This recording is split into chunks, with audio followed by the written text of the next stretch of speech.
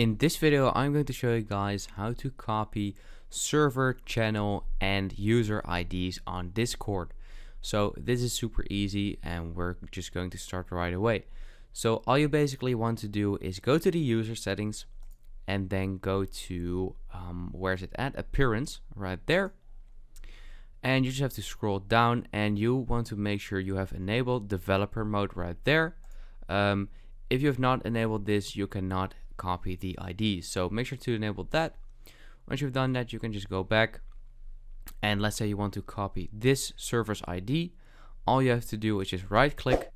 And now this will appear right there, the copy ID.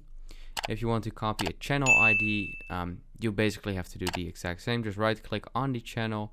You can just copy the ID. And for a person, you can either click on the name right there or like right here. You can also right click and copy the ID. And yeah, that's basically it. And as I said, make sure this is enabled, because if I disable it right now, you can see that there is no copy ID. So yeah, just enable these the developer mode, and then you can copy the IDs of server, a person, or a channel. So I hope this video helped you out. Please leave a like and let me know in the comments if it worked, and I'll see you next time. Have a good day.